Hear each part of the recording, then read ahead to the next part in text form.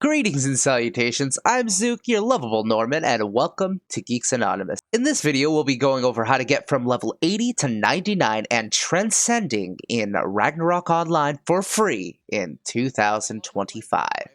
Now, you may notice at the beginning of this, we have a lovely buff that's active, as we felt it important to tell you of its features, and to reap a little bit of its benefits. These benefits are, you get increased XP, you get the benefits of a miracle elixir, which increases all your status points by 10. You get the benefits of a small life potion and a mysterious life potion, which recover 5% and 7% of your HP every 5 and 4 seconds respectively, and yes, they stack. You get the benefits of the mysterious water, which recovers 4% of HP every 3 seconds. You get the benefits of Almighty, which grants an attack and magic attack boost of 30. The limited power booster, attack and magic attack plus 30, attack and magic attack plus 1%, hit and flee plus 30, attack speed plus 1, and reduce SP consumption by 5%. And your reduced fixed casting speed goes down by 30% as well.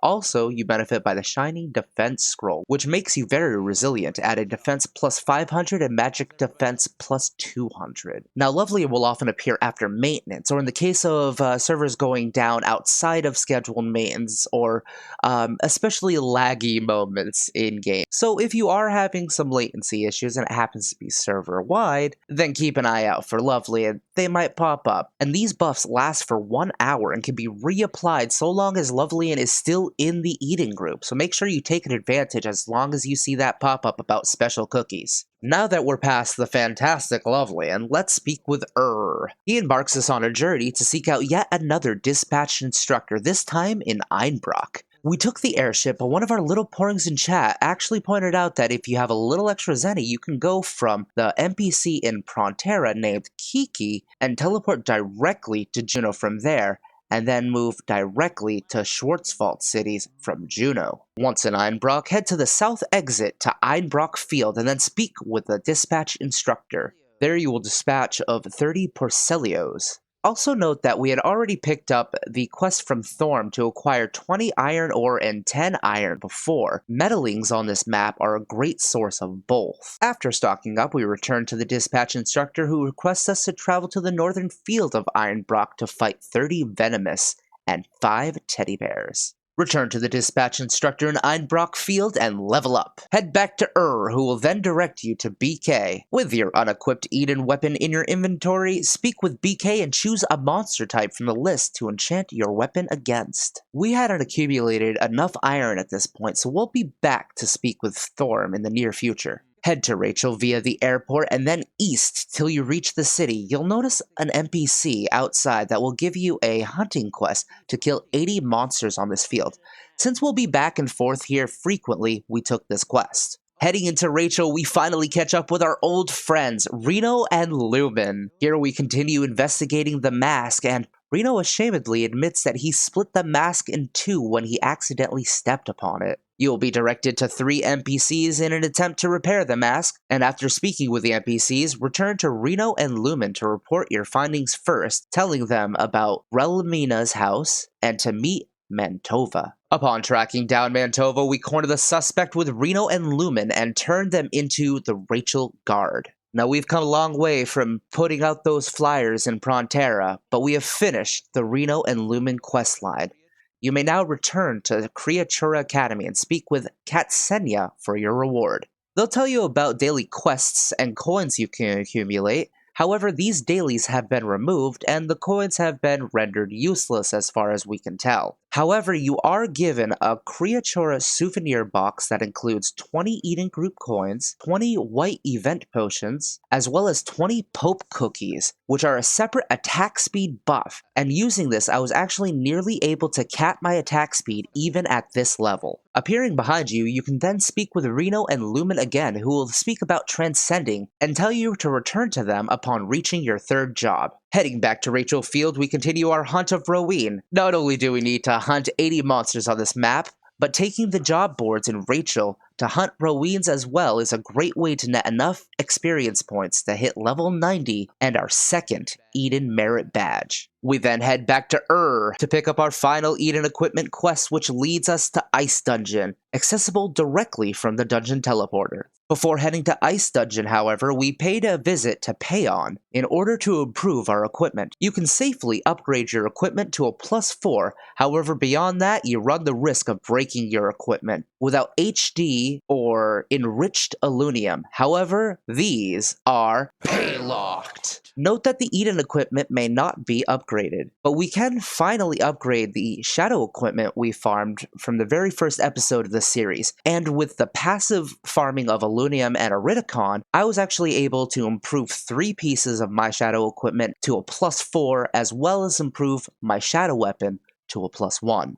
We then headed to Rachel to pick up the town boards for Seroma, since they're going to be our target in Ice Dungeon. Head to the Dungeon Teleporter and move to the Ice Dungeon map. Speak with the dispatched instructor as well as Investigator Dove and take their request to destroy 30 Seroma and 80 monsters on Ice Dungeon Floor 1. It should be noted that we had to make frequent stops back during this run for potions, and you can actually support your run by creating a new character and going down the merchant path to take advantage of the overcharge and discount abilities, which Casberry had been doing off-stream. After killing the first set of 30 Seroma, you will need to kill an additional 30 more and collect 30 ice cubics. These have a relatively low drop rate, but have a chance to drop on every mob in the dungeon. There are some player vendors that will take advantage of your laziness by charging outrageous prices for these quest items, including the milk and sweet sauce that can be acquired by NPCs. To obtain milk, simply pay 25 Zenny at the milk vendor in Islud, and to obtain the sweet sauce, pay 525 Zenny in Payon at the cooking merchant. After killing the rest of the mobs and acquiring all of the necessary ingredients, return to the dispatch instructor and Investigator Dove. Then return to which completes the Eden training quests. You may now seek out BK, who will double your previous enchantment. Head back to Rachel to turn in the board quest and treat yourself to a nice meal before continuing on your journey. Noticing that we had finally accumulated enough iron ore and iron, we returned to Thorm, who grants us one of our pieces of armor, a random enchantment.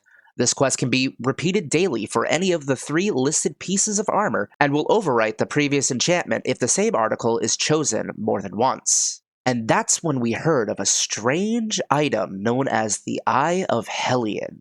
The rumors took us to Marok, where we head east and find a building where an old scholar, Tyus, is waiting. He speaks about the Eye of Helien, and you find out he's completed a device that can seal the jewel's evil energy. Sadly, he doesn't know the whereabouts of the jewel, and asks you to find people who have accepted this assignment. The journey then leads us to Prontera, where you will need to find a Clanix Heffron. You can find Clanix Heffron in Prontera behind the church, and tell him of your intentions. He wants me to help you. And then ask where he found the broken sword and wheel that he found from before. He'll inform you that he found them in the Old Swordsman Association. Near the Swordsman Association to the south, you find one of the training puppets. There are some writings on it that say, Veggie Lady N9W3 Bingo. Head to the Vegetable Gardener in southwest Prontera. You're then going to walk 9 steps to the north and 3 steps to the west, where you will initiate a quest dialogue box. Note that this part of the quest is currently bugged on IRO, and following these steps will actually take you into the pub. So we had to go out of the pub, walk north, and then head a little bit south, and we're able to trigger that spot. A dialogue box opens up. Enter the word bingo. She will then tell you of a number, 3847147298. And it should be noted that 16754-213 can also be used. Return to Clanix and tell him of what you found, and then head to the item shop, where you'll find an unknown machine. It seems that the machine is some sort of wheel, so place the cogwheel on it. Then the machine will ask you to enter the numbers, 3847147298, or 16754-213. A shining slate will then come out of the machine, the first piece of slate of the Prontera tablet. Return to Clanix, and he'll have you go back to Old Scholar Tyus in Marok. He mentions a dense forest written in the slate, which obviously refers to Payon. He asks you to look for Groot the Tukok there. Meet Groot the Tukok in Payon, and he's willing to cooperate if you pay him 10,000 to buy his clues. He gives you a stone heart, a green herb, grape juice, and a skirt of a virgin. He'll divulge the information where he found those items one at a time, and he marks it on your minimap. But try not to teleport or enter any portals, as it might glitch the quest. The first item is found near a resting place, where he found the skirt of Virgin. The second is the stone heart that hid inside the pile of stone. The third was the green herb found inside the dried fish. And the fourth was grape juice inside of the vat across the wall. Go back to Grout the Two-Cock and report your findings. You try to solve the puzzle together. Then you find that if we link the locations on the minimap, there's actually a new location in the center of the city, more specifically, the wooden floor. Head just west of Grout the Two-Cock and find the message left by old scholar Tyus. Return to Grout the Two-Cock with your new information. He thinks the next clue might be the big stone at the Archer village next to the north of Payon. Walk near the statue of Buddha in the lower right corner. The piece of slate will then start to glow as if reacting to something powerful. Click on the Buddha statue and suddenly the statue of Buddha talks to your mind. He'll ask you a question. Choose I won't kill, but I will find a way to live. A small opening appears below the statue, and you'll get the second piece of slate, the Payon tablet. If you choose wrong, however, you will be killed, with no XP loss. Go back to old scholar Tyus and report the good news, and he'll tell you of the fourth piece of slate in the hand of the sage Welshien in Geffen. Before you depart, he hands you the third piece of slate to you, the Marok tablet. Meet Sage Welshien and ask him for his help. He asks you to do him a favor first by bringing the report of monster life in the Geffen area from his apprentice Enos at the top of Geffen Tower. If you select wrong, be sure to bring a white potion to him. After the long and arduous climb to the top of Geffen Tower, you inform Enos that actually Welshien sent me, and then tell him about the monster life in the Geffen area, and he insists that the sage Welshien had taken the report days ago. Strangely, Welshien just claims that he was testing you, but he does have the Master Science reference book that Enos is looking for, and he'll give it to you as long as you give him a blue gemstone. After another long climb up Geffen Tower, and passing the report, bring back the blue gemstone that Welshien asked for. He'll ask a strange question. Where is the abode with the shining silver roof that is mentioned in the third part of the Ballad of Grimnir? You tell him Velasqualf, and he gives you the fourth piece of slate, the Geffen tablet. After obtaining all four pieces of slate, you go back to old scholar Tyus. Then he tells you each of the slates contain a fragment which Welshien should be able to combine into one. Return to Welshien and use the blue gemstone you gave him, and he'll combine all four pieces into the complete tablet. He'll tell you that the slate belongs to the Helien Revenant, and can send you to the location indicated in the slate, and he'll warp you to the sealed cave. Being warped to this map, you're going to head west and north a little bit where you'll find the entrance of the cave. The slate will react and begin to glow. Place the slate in the slot, and Tyus' message will appear. You can find the Helien Revenant inside Geffen Dungeon Level 2, and after beating him, he'll drop the Eye of Helien. Please note that you can't teleport or use a flywing inside this cave area, so if you encounter the Helien Revenant, it will be a fight to the death. If you butterfly wing or are killed during this, you can still return to old scholar Tyus in Marok. However, you will receive less XP for completing this and will not receive some of the extra bonuses. Tell old scholar Tyus about the slate and that you have completed his request. He'll thank you and start the sealing ceremony of the Jewel of Helien. After sealing it, old scholar Tyus will reward you with 1.2 million base XP, an old blue box, and 1 Nile Rose. If you are beaten by the Helien or you skip the cave, you will still be rewarded with 1 million base XP and the Nile Rose. The Nile Rose is a great piece of equipment since we're about to transcend and reset our levels to 1. Since this slotted amulet has a base level of 1, we will be able to wear it immediately upon transcending, unlike some of our other equipment. After completing the Eye of Helien, we've almost hit our target level, so it's time to take out our frustrations on the Roween. After completing the boards, we finally level up, reaching the first max level and obtaining our first aura. However, our journey is not over yet.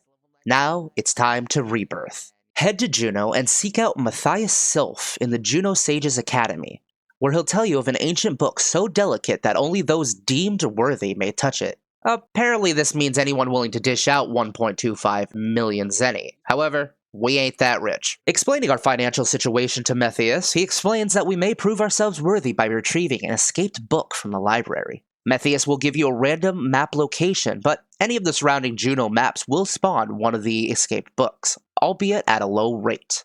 Upon finding the book, destroy it and you will receive credit. Note that Kaz and I did it in the same party and both received credit for the same book. At this point, it's wise to stash everything into Khafra storage. Return to Methius and they will grant you access to the book, where you will read it and travel to Valhalla. Travel past the Job Masters and you will find a Valkyrie who will transcend you to High Novice. Note that you must have less than 500 weight and not riding a mount, pulling a cart, or have a hawk summoned.